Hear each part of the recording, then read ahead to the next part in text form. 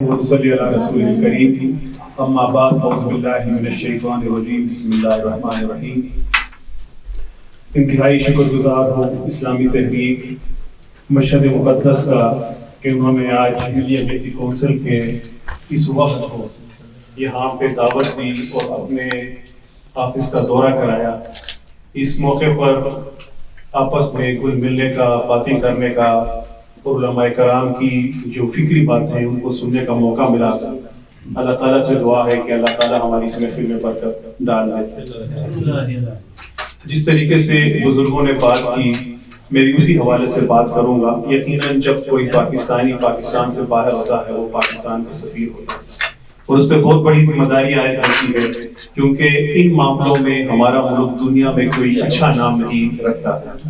اس لیے میری گزارش ہوگی آپ تمام دوستوں سے، بھائیوں سے، جو پاکستان سے باہر جس ملک میں بھی رہتا ہے، کوشش کرے کہ وہ اپنے اخلاق، اپنے کریکٹر کا مظاہرہ کرے تاکہ ملک کا نام بھی روشن ہو اور آپ لوگوں کی بھی عزت ہو۔ یہاں پہ چونکہ علماء کرام کی محفل ہے تو میں اس گزارش کے ساتھ کہ ملی یکجہتی کونسل پاکستان میں فرقواریت کے حوالے سے جو کام کر رہا ہے اس پہ محترم لیاقت بلوچ صاحب اور ثاقب اکبر صاحب بھی بہتر آپ لوگوں کو بتائیں گے، لیکن میری جو ناقص رائے ہے اگر آپ لوگ متوجہ نہیں ہوں گے تو پھر میری گزارش یہ ہے کہ میں آپ نے کتاب شروع کیا، لوگوں کو پھل مل گیا۔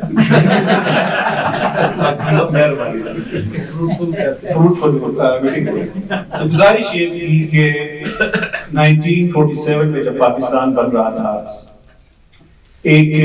نظریے کے طور پر یہ ملک وجود میں آیا، نظریہ اور اس کا نعرہ تھا لا الہ الا اللہ محمد رسول اللہ۔ یقیناً اس وقت کوئی شیعہ، سنی، دیوبندی، اہل حدیث، بریلی، پنجابی، پٹھان، سندھی، یہ سارا کوئی چکر تھا ہی، لیکن ایک سسٹمیٹکلی اس ملک میں 70 سالوں سے نظریہ پاکستان کو دفن کیا گیا۔ ہم سب کو اس نظریہ پاکستان کی جب تک ہم ریوائول نہیں کریں گے، ہم ان فرقہ وارانہ کاموں میں اور لسانی کاموں میں ہم پڑے رہیں گے۔ میری گزارش آپ لوگوں سے ہے کہ نظریہ پاکستان کو سمجھیں، اس کو پڑھیں، اس کے ساتھ ساتھ جو انٹرنیشنل ایجنڈا ہے زائنزم اس کو بھی سمجھیں۔ پاکستان میں اس وقت بہت بڑا ایک زائنسٹ ایجنڈا کام کر رہا ہے، اگرچہ ایران جیسے ممالک میں ان کی روک تھام کے لیے کام ہوتا ہے، لیکن پاکستان میں چونکہ ایک سیکولر گورنمنٹ وہاں پہ چل رہے ہیں پچھلے 70 سالوں سے، تو انہوں نے ان لوگوں کو کافی راستہ دیا ہوا ہے۔ تو گزارش یہ ہے کہ جب تک آپ نظریہ پاکستان کو نہیں سمجھیں گے اور اس کے پیچھے جو مقاصد تھے اور جو شہداء کرام ہیں 10 سے 15 لاکھ لوگ جنہوں نے اس ملک کے لیے، پاکستان کے لیے اپنی جانیں قربان کی، اپنی بہن ماؤں کی عصمتیں لٹائی کہ اس ملک میں ایک اسلامی نظام ہوگا، اس کے لیے میری گزارش ہے کہ آپ لوگ نظریہ پاکستان کو سمجھ کر جب ہم لوگ آگے بڑھیں گے تو انشاءاللہ العزیز پاکستان میں نہ تو فرقواریت رہے گی اور نہ ہی لسانیت ہوگا۔ تو گزارش میری یہی تھی کہ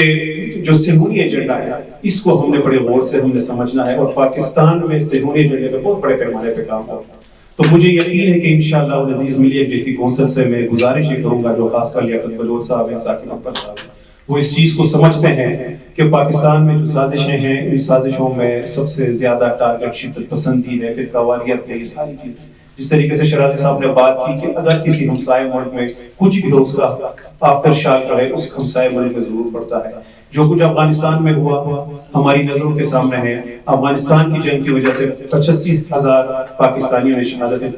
دے دی، اور صرف ہمارا قصور ہماری اپنی حکومتوں کا تھا۔ ہمیں افغانیوں کو کچھ نہیں کہنا چاہیے۔ تو ہماری دعا ہے اور ہماری آپ لوگوں سے بھی اپیل ہے کہ ہم متحد رہیں اور جن جن ملکوں میں ہیں اپنے ملک کا نام روشن کرنے کی کوشش کریں۔ اگر ہم ایران میں ہیں تو ہم یہاں پہ ایسے کام کریں کہ ایرانی ہم سے خوش ہوں، اور ہم چونکہ ایک اسلامی ملک ایران میں ہیں اور ہم یہاں پہ اس موقع پہ ہیں جب امریکہ نے ہمارے ایک بڑے ہی عظیم سپہ سالار کو اس نے شہید کیا۔ واقعی میں آپ کو یہ یقیناً حلفاً کہہ رہا ہوں دیوبندی حیثیت سے، جب میں اس وقت چترال میں تھا تو جتنے لوگ خفا تھے اس کے لیے اور جتنے لوگوں کے دلوں میں اس کے لیے درد تھا وہ اتنا ہی تھا جتنا کسی اہل تشیع کے دل میں تھا۔ تو اس کی شہادت کو پہلے تو میں آپ لوگوں کے لیے مبارکباد پیش کرتا ہوں کہ ایک شہادت واقعی مبارکباد کے قابل ہوتا ہے۔ اس نے شہادت تو دی لیکن اس کا فائدہ یہ ہوا کہ اس کے خون کی ماں بدولت آج پوری امت جو ہے، پوری پاکستانی قوم، ایران میں جتنے بھی ہمارے کنٹریز ہیں جہاں پہ ہمارے ضد رکھتے ہیں وہ سارے لوگ آج متحد ہو چکے ہیں، اور یہ جو جذبہ ابھرا ہے اس کو بھی فوری طور پر ہماری حکومت کے سرپرستی میں اس کو توڑنے کی کوشش بھی کی گئی، فوراً ایسے پوسٹیں کی گئی کہ اس کو